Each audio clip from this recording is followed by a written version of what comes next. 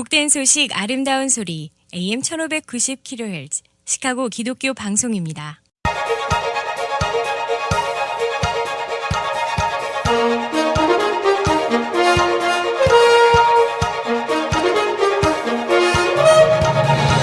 김정일 해설위원의 시사 해설.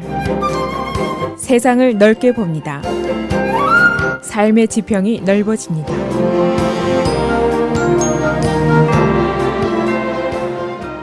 시사 해설입니다. 도널드 트럼프가 어제 그의 경제 정책을 발표했습니다.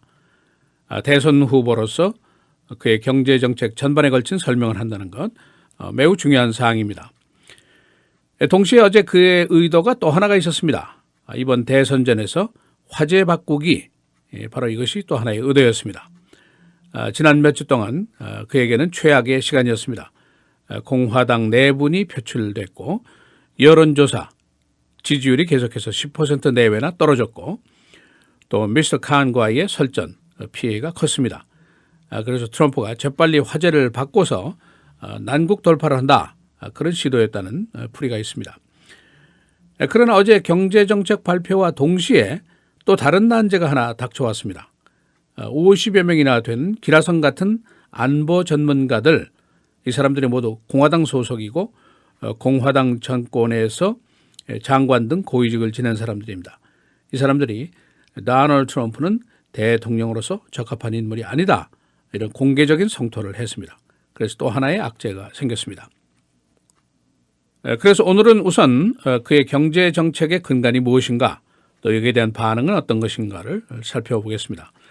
그의 경제 정책의 주요 골자는 세금 제도를 간결화하겠다, 감세하겠다, 미국의 에너지 정책을 제고한다, 또 지금까지 있었던 국제 교역에 대한 협약들을 무효화하든지 재협상을 하겠다, 이런 것들입니다. 이 정책의 그 목표물이 있는데 하나는 기존 공화당의 보수적인 재정 정책에 동의를 하는 겁니다. 그래서 공화당 하원이 주장해온 세금 제도를 영입하는 것을 시도를 하고 있습니다. 또 하나 목표는 불만스러운 근로자들, 특히 스윙 스테이트에 있는 근로자층에 다가간다는 그런 목표를 가지고 있습니다. 국제 교역을 무효화한다. 이것은 아웃소싱을 막겠다, 고용 피해를 없애겠다, 그런 명분을 가지고 있습니다. 또 그 밖에 기업이라든가 월스트리트에 대한 정부의 규제를 줄이겠다, 국제적인 경제 관계를 재조정해서 미국의 무역 적자를 줄이겠다, 이런 정책들을 제시했습니다. 이 트럼프가 경제 정책을 발표한 이후에 여기에 대한 분석이 계속해서 뒤따라 나오고 있습니다. 일각에서는 그의 텍스 정책이 중산층이나 근로자 보호가 아니라 오히려 부유층 보호에 가깝다, 그런 분석이 강하게 나오고 있습니다. 또 그의 텍스 컷, 감세가 일단 10조가량의 세수 감소를 가져오게 되는데, 그러나 이것을 보충할 만한 방안 제시가 부족하다, 그런 지적도 나오고 있습니다. 또 국제 교역 정책에 대해서는 자칫하면은 무역 전쟁을 이야기할 수 있기 때문에 국제적인 리세션을 가질 가능성이 있다, 그런 우려도 나오고 있습니다. 이 중산층 보호, 텍스 정책에 대한 비판적인 분석을 예시하면은 이런 것들입니다. 첫째, 텍스 컷, 전 국민을 대상으로 해서 감세를 하겠다는 것인데, 그러나 혜택이 누구에게 가느냐, 부유층에게 더 간다, 그런 얘기입니다. 예를 들면 세금률을 최고 소득자가 지금 39.6%인데 이걸 33%로 낮추겠다, 그런 얘기입니다. 텍스 파운데이션이라는 그 전문 기구의 분석에 따르면 감세로 인한 혜택이 전체 국민의 40에서 60%에 해당하는 미들 클래스, 중산층은 한 0.2% 소득이 증가할 것이다. 그러나 최상위 1%의 납세자들, 부자들은 한 5.3%의 소득이 증가할 것이다, 그런 분석을 내놓았습니다. 두 번째로 공화당이 이름을 붙인 죽음의 세금이라는 것이 있습니다. Death Tax, 유산세를 얘기하는 것이죠. 트럼프가 유산세를 없애겠다, 그렇게 얘기를 했습니다. 현재로는 545만 달러에서 1000만 달러까지 결혼한 커플에게는 면세를 해주도록 되어 있습니다. 그런데 이것을 완전히 없애면은 부유층들이 재산을 대물림할 수 있는 길을 터놓게 됩니다. 세 번째로 child care, 어린이 자녀 양육비에 대한 면세 혜택입니다. 역시 부유층의 혜택이 중산층보다 크게 높다 그런 얘기입니다. 예를 들면은 $50만 소득자가 부자죠. $10,000 정도의 양육비를 썼다고 보고를 하면은 $3,960의 감세 혜택을 받습니다. 그러나 $50,000 소득자, 우리 보통 시민들 연간 $50,000 버는 사람들의 소득자의 경우에는 양육비의 면세 그 혜택이 한 $1,500 정도밖에 되지 않습니다. 그러니까 부자가 더 혜택을 받는다. 이제 그런 결론이죠. 네 번째, 기업세. 현재 35%인데 이걸 15%로 낮추겠다. 그런 얘기입니다. 지난 10년 동안 기업의 이윤이 계속해서 상승 일로에 있습니다. 반대로 근로자의 소득이라든가 일반 웨이지, 임금 거의 제자리 걸음을 하고 있다는 것은 여러 가지 경제 통계가 지금까지 증명을 하고 있습니다. 만일 세율을 더 낮추면 격차가 더 늘어날 것이다. 그런 우려가 나오고 있습니다. 다섯 번째로 공화당 하원안 Federal Income Tax가 지금 7개로 분류가 되어 있는데 3개 층으로 분류를 하겠다는 겁니다. 그리고 많은 감세 혜택 부분을 삭제를 하겠다는 것이 공화당 하원의 안입니다.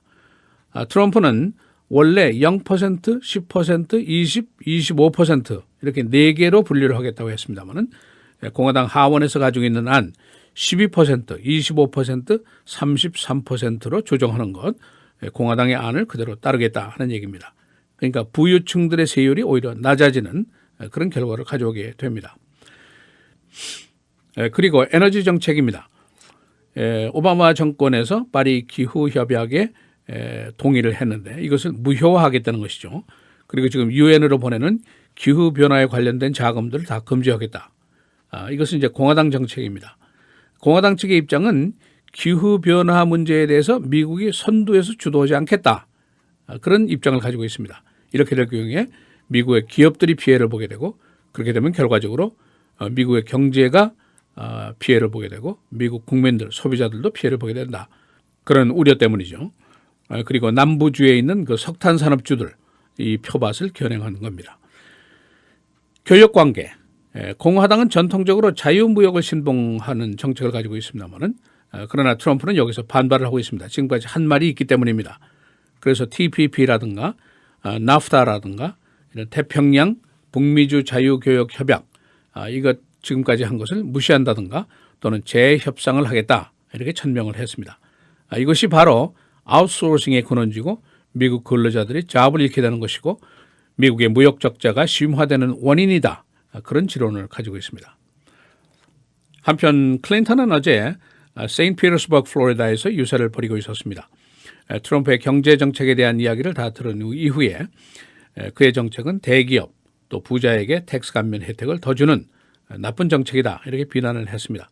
이것은 공화당의 전통적인 정책 트리클 다운 정책을 재포장한 것에 불과하다 이렇게 비난을 했습니다. 이 트리클 다운이라는 거 여러분 잘 아시는 그 철학입니다. 돈은 위에서 아래로 흐른다는 원칙입니다. 그래서 부의 상층부 또 기업을 보호해서 그 이익금을 늘리고 그 이익금이 중산층으로 가고 중산층에서 저소득층으로 옮겨진다. 이것이 이제 공화당 정책의 하나의 철학입니다. 그래서 결과적으로 기업과 부자를 먼저 보호해야 한다 하는 정책입니다. 그러나 엘리자베스 워런 상원의원 같은 사람은 천만의 말씀 여기에 아주 강력한 반기를 들고 있습니다. 예를 들어서 탐욕스러운 월스트리트 금융가가 돈 장사를 하다가 망하니까 리세션이 엄청난 것이 다가왔고 이때 정부가 대마불사 은행을 죽이면 산소 공급이 끊긴다. 그래서 살리자 한 결과 국민들과 소시민들이 보증을 서서 나라가 빚을 얻어서 월스트리트를 보증으로 살려낸 것이 아니냐 그런 지론이죠. 그러니까 머니가 트리클 다운한 것이 아니라 위에서 아래로 내려가는 것이 아니라 머니가 밑에서 위로 올라갔다. 시민으로부터 월스트리트로 갔다. 트리클 업이다. 그런 지론을 펴고 있습니다. 고로 중산층을 보호해야 되고 대기업이라든가 금융기구에 대한 규제를 확실하게 해야 한다 하는 것이 그녀의 지론입니다. 그러니까 통계상으로 1%의 고소득자의 소득은 계속 늘어나고 나머지 소득은 제자리 걸음을 한다는 것이 공화당의 정책이다. 이제 그런 반론을 펴고 있습니다. 힐러리 클린턴 어제 이런 얘기를 했습니다. 격언을 인용을 했는데 한 번 속으면 속인 상대를 비난해야 하지만 두 번 속으면 속은 내 자신을 비난해야 된다. 그런 하나의 그 격언을 인용했습니다. 어제 행사장 항의 시위가 거셌습니다. 14번이나 항의가 거셌기 때문에 연설이 중단됐었습니다.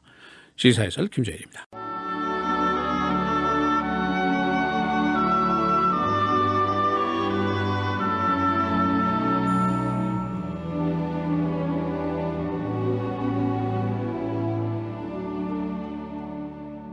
또한 그들이 마음에 하나님 두기를 싫어하매 하나님께서 그들을 그 상실한 마음대로 내버려 두사 합당하지 못한 일을 하게 하셨으니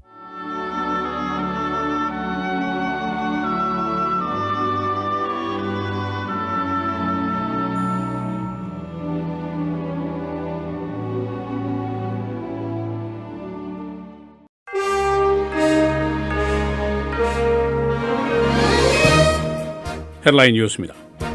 도널드 트럼프가 어제 그의 경제 정책을 발표했습니다. 그의 정책의 근간은 감세, 에너지 정책 재고, 국제교역 협약 재고 등을 포함하고 있습니다. 어제 발표는 최근 그의 지지율 하락과 공화당 내부의 알력 등 악재에서 벗어나기 위한 돌파구 마련의 성격으로 풀이되고 있습니다. 50명의 공화당 출신 안보 고위 관리들이 트럼프에게 등을 돌렸습니다. 이들은 공개적으로 트럼프가 대통령에 적합하지 않다는 의견을 제시했습니다. 50명의 서명자 중에는 톰 리치 홈랜드 시큐리티 장관, 마이클 하이든 CIA 국장 등이 포함되어 있습니다. 공화당의 수전 콜린스 상원의원이 트럼프를 지지하지 않겠다고 어제 공개 선언했습니다. 메인주 상원의원인 그녀는 트럼프가 전통적인 공화당의 가치를 갖고 있지 않다고 지적했습니다. 콜린스 의원은 1979년부터 상원의원으로 재직하고 있습니다. 델타 에어라인 이틀째 혼선을 빚고 있습니다. 델타 에어라인은 어제 컴퓨터 고장으로 천여 개 플라이트의 취소 연발착 사고를 냈었습니다. 오늘도 이틀째 여러 공항에서 연발착이 계속되고 있습니다. 델타 에어라인 어제 모 공항에 있는 아틀란타의 정전으로 컴퓨터 시스템에 이상이 초래됐었습니다. 워터슬라이드 사고, 10살 난 사망자, 목에 부상이 사인이었습니다. 세계 최고로 높은 이 놀이기구 중량 때문에 두세 명이 함께 타게 되어 있는데 사고 당시에 피해자가 혼자 탄 것으로 보이고 있습니다. 오늘 리오 올림픽 여자 체조에서는 금메달 유망주인 시몬 바일스의 경기가 있고 수영, 케이디 라데키, 마이클 펠프스 등이 출전하게 됩니다. 여자 축구 콜롬비아와 맞붙게 됩니다. 메달 수 미국 13개, 중국 1번 각각 10개, 한국은 5개입니다. 시카고 경찰의 시민에 대한 총격 사건의 15년 동안 702건이었습니다. 이 중에 사망자는 215명. 그러나 연방정부의 기소는 없습니다.